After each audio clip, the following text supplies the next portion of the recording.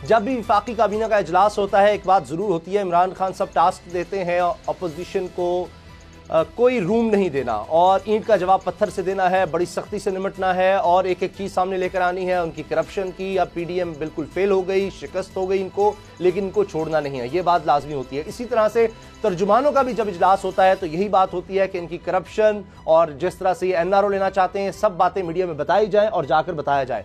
लेकिन अपोजिशन का बयानिया उसको ख़त्म करना ये तो हुकूमत के लिए एक इम्तिहान है ही, और इससे लगता है कि हुकूमत निमट भी रही। अब तो ये भी कहा जा रहा है कि इस इम्तिहान से तो शायद हुकूमत निकल आएगी, क्योंकि अब खुद ऐसे लग रहा है कि पीडीएम को लग रहा है कि शिकस्त उनका मुकद्दर है। तो अब उन्होंने इलेक्शन कमीशन के सामने जाकर एहतजाज करने का सोच लिया है और अब मामला इलेक्शन कमीशन में ले जाया जाएगा। यानी बिल्कुल उसी तरह से कि जिस तरह पहले बात हो रही थी कि इदारों के पास जाएं, यानी आप अदालतों में जाएं अगर आप समझते हैं कि इलेक्शन रिग्ड थे। तो अब फॉरेन फंडिंग केस का भी मामला और इस सब मामला को लेकर अब इलेक्शन कमीशन की तरफ रुख करेगी अपोजिशन और वहां जाकर दबाव डालेगी। लेकिन हुकूमत का इससे बड़ा इम्तिहान जो इस वक्त बन चुका है वो है अमन व अमान की सूरत हाल।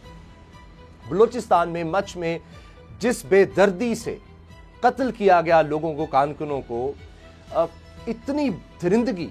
अब एक मसला ये है कि लवाहिकीन इनकार कर रहे हैं कि वो तब तक तदफीन नहीं करेंगे मैयतों की जब तक वज़ीर आज़म खुद आकर उनको यकीन नहीं दिलाते कि आइंदा ऐसा वाक़या नहीं होगा। जबकि वज़ीर आज़म ने फौरी तौर पर वज़ीर दाखिला शेख रशीद अहमद साहब को कोयटा भेजा, उन्होंने वहाँ पर मुज़ाकरात किए। कहा जा रहा है कि 8 में से 7 मुतालबात मान लिए गए। वहाँ पर लोगों के, लवाहिकीन के, एहतजाज करने वालों के, हज़ारा बरादरी से जिनका ताल्लुक़ है। लेकिन ये वज़ीर आज़म वाला मामला ये अभी तक लटक रहा है। शेख रशीद ने बड़ी यकीनियानियाँ कराई, आइंदा आपको फुल प्रूफ सिक्योरिटी दी जाएगी, पूरी तरह से आपका तहफ़्फ़ुज़ किया जाएगा। इस्लामाबाद तक उनको बुलाया, लेकिन वहाँ पर जो लोग हैं जिन पर यह जुल्म हुआ है वो अभी तक ये बात नहीं मान रहे। इसी के साथ उसामा नदीम सत्ती का मामला, वो भी हुकूमत के लिए एक इम्तिहान बन चुका है। वफाकी काबीना में इस पर भी बात हुई है। वुज़रा पहुंचे उसामा सत्ती के घर, लेकिन उनके वालिद की तरफ से जो स्टेटमेंट आई है वो दिल हिला देने वाली है। उन्होंने तो यहाँ तक कहा कि अगर मुझे इंसाफ ना मिला, अगर मुझे इंसाफ ना मिला मेरे बेटे के कत्ल पर, तो क़यामत के रोज़ मैं वज़ीर आज़म से सवाल करूँगा, वो कसूरवार होंगे। यहाँ तक की स्टेटमेंट उसामा नदीम के वालिद ने की है। तो अब ये इम्तिहान है इस वक्त हुकूमत के, बड़े इम्तिहान के। क्या वो ये जिन्होंने दहशतगर्दी की, चाहे वो इस्लामाबाद में उसामा सत्ती का मामला हो या फिर बलूचिस्तान का मामला हो, वहाँ पर इंसाफ हुकूमत दिला सकेगी, दहशतगर्दों को पकड़ सकेगी, करार वाक़ई सजा दे सकेगी। असद खरल, बाबर डोगर साहब मेरे साथ हैं। असद खरल साहब, क्या आपको लगता है कितने वक्त में हुकूमत को ये दहशतगर्दी, एक तो जो पुलिस वालों की तरफ से हुई और वहां पर जो बलूचिस्तान में हुई, कितना टाइम है हुकूमत के पास कि उतने वक्त में हुकूमत कुछ कर दिखाए? देखिए मामला ये उसामा साहब, आज इस वक्त या आज के दिन के अंदर 2 इंतहाई अहम इजलास हुए हैं जी। एक हुआ है अस्करी क़यादत का कोर कमांडर कॉन्फ्रेंस जो हुई है अभी, और दूसरा है वफाकी काबीना का इजलास। और अस्करी और जो सिविलियन क़यादत है वो सर जोड़ के बैठी हुई है। बहुत सारे इसके अंदर जो इश्यूज़ है वो डिस्कस हुआ है। उसमें चंद एक चीज़ें मैं कह रहा हूँ। एक, जिस तरह अभी आपने बात की है वाक़े की, वफाकी काबीना का जो इजलास हुआ है, शेख रशीद साहब ने अपनी रिपोर्ट पेश की, हज़ारा जो कम्युनिटी के साथ जो एक वाक़या पेश आया, और बाबर अवान साहब से जिस तरह आपने कहा कि उसामा सत्ती के वाले से रिपोर्ट की, वहाँ पे शेख रशीद साहब ने जो अभी आपने कहा कि बावजूद शेख रशीद साहब के जाने के लाशें रख के वो बैठे हुए हैं, और उन्होंने कहा कि जब तक वज़ीर आज़म साहब यही जो बातें आप कह रहे हैं वो अपनी ज़बान से यहाँ पर आके हमें नहीं कहेंगे, हम अपना एहतजाज ख़त्म नहीं करेंगे। आज जब वफाकी काबीना का इजलास जो हुआ उसके अंदर 2 जो वज़रा हैं उन्होंने इस चीज़ के ऊपर बड़ा ज़ोर दिया, जिसपे ब्रिगेडियर इजाज़ शाह साहब थे और जो उनके मामले खसूसी हैं उनको नदीम अफजल चंद साहब जी। तो जारी बात है उसके वाले से उनका डिफरेंट जो कि पोर्टफोलियो है।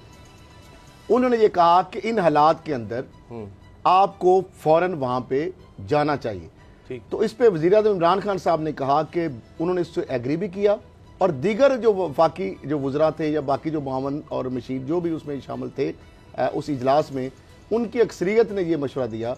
तो इस पर उन्होंने एग्री भी किया और उन्होंने कहा कि शेड्यूल जो भी है इस हवाले से उसको उन्होंने यानी मस्बत जवाब दिया है कि वो जाएंगे। अब अगर जब वो जाना ही है तो मेरा ख्याल टाइम से ये मामला ऐसा है कि देखें ना, लाशें रख के वो बैठे हुए हैं और पूरी दुनिया, इंटरनेशनल मीडिया, वो भारत जो इस वाक़े के अंदर इन्वॉल्व ज़ाहिर बात होने के हवाले से जो भी अभी तक फुटप्रिंट आ रहे हैं और जो बेनिफिशरी हो सकता है वो इस चीज़ को ज़्यादा एक्सप्लॉइट करेगा कि पाकिस्तान के अंदर एक बलूचिस्तान सूबा है और जिस तरह वो चीज़ें। दूसरी मामला है वो है अफगानिस्तान, जो इसके अंदर एक और बड़ी अहम चीज़ है। वज़ीर आज़म इमरान खान साहब ने जब उनसे ये बात की गई कि जनाब ये जो डायलॉग होना चाहिए, तो उन्होंने कहा जी डायलॉग मैं किस बात पे करूं।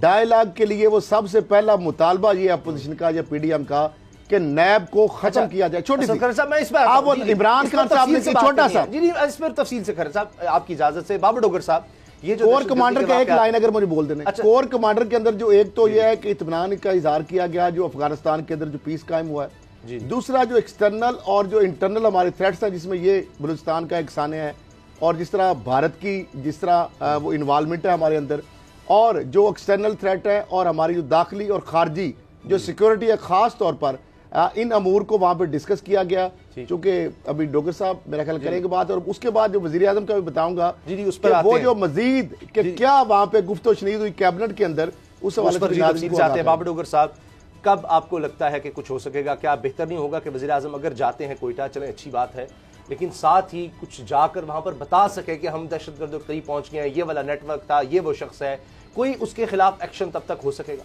उसामा साहब, पहले तो इंतहाई अनफॉर्चुनेट है कि एक ख़ास कम्युनिटी को जो है वो टारगेट किया जा रहा है, और आज से नहीं पिछले कई दहाइयों से उनको टारगेट किया जा रहा है। और लेकिन गवर्नमेंट जो है वो आज तक इस मामले का कोई सदेबाब नहीं कर सकी। और सबसे ज़्यादा अफसोसनाक बलूचिस्तान गवर्नमेंट का रवैया है कि जो उनकी दादरसी के लिए वहाँ पर उनका कोई बंदा भी नहीं गया। होना तो ये चाहिए था कि गवर्नमेंट जो है उसी वक्त सारी गवर्नमेंट वहाँ पे पहुँचती और उसका कोई हल ढूंढा जाता। अब सबसे आसान तरीका तो ये है ये कह देना कि जी भारत इसमें एंगेज है। ऑफकोर्स भारत एंगेज है, सारी दुनिया को पता है, मुझे भी पता है, आपको भी पता है। मसला ये है कि हम क्या कर रहे हैं इसके लिए, हमारी गवर्नमेंट क्या कर रही है। गवर्नमेंट की पहली जिम्मेदारी है लोगों की ज़िंदगी की प्रोटेक्शन, लोगों की जानो माल की हिफाजत करना, बाकी सारी चीज़ें सेकेंडरी हैं। बिल्कुल सही। बाकी महंगाई हो गई, ये हो गया, वो हो गया, ये सब सेकेंडरी चीजें। सबसे पहली चीज जो है वो है कि लोगों को उनकी जान को, उनके माल को तहफ़्फ़ुज़ फराहम करना गवर्नमेंट की जिम्मेदारी है। बिल्कुल सही। इसमें अब कोई शक नहीं है कि ये जिस तरह से हज़ारा कम्युनिटी के ये जो 11 लोग शहीद हुए हैं, गवर्नमेंट अपने काम में उन कोताही आई है। इससे पहले भी आपने देखा कि पहले भी उनके लोग टारगेट होते रहे। यहाँ माल रोड पे गवर्नर हाउस के सामने भी प्रोटेस्ट होता रहा, लोग डेड बॉडी रख के बैठे रहे। PMLN के दौर में भी ये होता रहा, पीपल्स पार्टी के दौर में भी ये होता रहा, लेकिन आज तक उसका कोई सदेबाब नहीं ढूंढा गया। एक और बदकिस्मती ये है कि जितनी भी गवर्नमेंट्स आई हैं, पता नहीं लॉ एंड ऑर्डर उनकी प्रायोरिटी है कि नहीं है। अब तो मुझे शक पड़ना शुरू हो गया कि लोगों की जानो माल की हिफाजत करना उनकी प्रायोरिटीज में शामिल ही नहीं है। प्रायोरिटीज कुछ और हैं। कुछ की प्रायोरिटी ये थी कि लूटो खसूटो और यहाँ से और लेकिन छोड़ दिया कि ये सारा काम फौज का ही है जी। फौज है, बाहर भी देखें, अंदर भी सारी सिक्योरिटी फौज की जिम्मेदारी है। फौज भी तो एक कंपोनेंट है ना, इसी सोसाइटी का एक कंपोनेंट है। ये जो हुकूमत है, ये जो गवर्नमेंट है, इसी का एक अदारा है। फौज कोई अलहदा से तो नहीं है, वो भी। लेकिन पुलिसिंग फौज का काम नहीं है बाबर साहब। फौज चले ऑपरेशन कर रही है। मुझे एक बात बताएं, अगर सारा काम फौज का है, सरहदों की हिफाजत करना भी फौज का काम है, पोलियो वैक्सीनेशन भी, कोरोना भी, जानो माल की हिफाजत भी फौज का काम है। तो ये जो इंटीरियर मिनिस्ट्री है, ये जो पुलिस है, ये जो कांस्टेबलरी है, ये जो इंटीरियर मिनिस्ट्री है, जो होम मिनिस्ट्री है, ये किस लिए है? इनका क्या काम है? ये क्या कर रही हैं? शेख रशीद साहब क्या कर रहे हैं? बलूचिस्तान के होम मिनिस्टर क्या करते हैं? उनके IG क्या कर रहे हैं? उनके चीफ सेक्रेटरी क्या कर रहे हैं? उनका होम का डिपार्टमेंट क्या कर रहा है? सब्सक्राइब करें और बेल दबाएं ताकि कोई खबर रह न जाए।